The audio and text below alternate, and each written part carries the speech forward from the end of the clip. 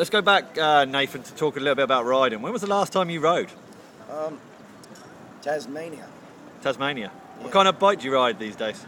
Well, it wasn't my bike actually. It was a bike that got set up for me by some of the locals there in Tasmania. Yeah, Widow and Lenny, old barefooted Lenny, and Brado down there. But I rode with them a little bit, and it was a good time. But what kind of bike do I ride nowadays? Well, I'll be on a Comet. Plug it in there, boy. I always imagine you're not that fussy with your setup. A lot of riders are really fussy. Tell me, what? And you're kind of a bare essential guy. So what are the bare essentials for a flatland bike for you? Well, I used to wash my bike more than I actually wash myself, which is kind of cool. Really? That's kind of that's a quote right there. I used to scrub it like all the little corners, like in the chain stays, you get that slop, I used to get Q-tips or clean it out with alcohol and have a special bottle of alcohol to clean my bike. I used to keep it. Were you really fussy with your blue Quammen? I remember that spray job was one of the nicest spray jobs ever. Seriously. I was more fussy about it because I knew how much the paint cost. The paint cost more than the frame. God damn. To make, and that was one of the nicest frames ever made. I've still got that one, and that's one of the only bikes I still have from back in the past. That must hold some good memories for you. Oh, it does, yeah. I mean, it's funny how material things can actually hold nostalgia. Yeah. But that one, bikes do that. You see pictures of when you did something, and that was in place of a girlfriend at the time. Your bike was the old saying. Your bike is your girlfriend. So nostalgic times, of course. Bikes. Awesome. So over the travels all over the years, what would be some good stories? There's any that you can say anyway. Like, I mean, you were pretty good friends with Marty, Phil. I mean, they're the two guys, and Vicky, right? Yeah, of course. Anything you can share, like maybe people will be interested in, to wrap this up? It integrates, neat little details, nothing funny. I guess stories has to be funny. You have to make people laugh because people need laughter in life. I'm not the one to give it to them. I'm laughing. We went through downtown Manhattan. It was funny because I'd just been going back to New York. Who did? Who was that? Okay, so Vicky and I were in my Volkswagen van. This is in the year 2000. When did 2001, May of 2001. So it was exactly a decade ago, as we speak.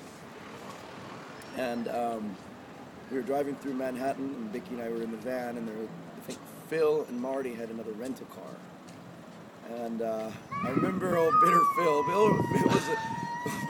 Phil, come take a picture of us, because we had my Canon wide-angle fisheye thing. And you can see the Twin Towers, right? Wow, and I didn't know that the Twin Towers. And Manhattan, listening to flamenco with Vicky, and the Puerto Ricans are yelling and woo, and we're rocking through in my Volkswagen van with Canadian license plates, laughing. And we get through Manhattan, we find the buildings or wherever they were, and we get out and park illegally somewhere, and Phil gets out, Marty and Vicky and I, and we get out to take a picture of the Twin Towers. I guess Marty had, knew what they were. I didn't even know what they were, how special they were, whatever. And so Phil was a photographer, and I'm trying to get to Phil to take a picture in front, like, Phil, get a picture too. Bloody hell, knife. He wanted to go. So we got pictures of us in front of the Twin Towers, took pictures there, and then I guess Marty stayed because he wanted to stay in New York. Marty's he's a liker, he really likes it there. So he stayed in New York, and I guess he went up, and he told me later on that he'd scribed his name into the... No way. Scratched it into the top of the really? tower. So that was May of 2001, and then September, they somehow came down. Crazy. All right, any last words, Nathan, wrap this up? Anyone you want to say hi to, you haven't seen for years? Everybody, I don't know, it's hello to everybody.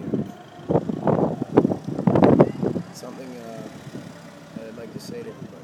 Well, hopefully see you again sometime. Any chance of you coming to England anytime soon to hang out with us wankers? I don't know. I don't know. I've got family that I still haven't seen. Direct family that live in Bristol, but I ended up getting, Phil had me over there in Bath, and I was supposed to at least go have tea with him or something, and I didn't get around to doing that, which was. Did one taste the spa water in Bath? Oh, we drank a lot more than spa water. I'll bet. But yeah, there's reasons to go back, and I don't know when, but sometime, someplace. I'd really like to go to Ireland as well. Yeah. So in Scotland, I've also got family, so okay. Who knows? I'd like to spend a little bit more time than the little bit of time that I spent there in those past years. Yeah, sure. When I went there in the early 2000s, I had a girlfriend in Spain, so I was busy.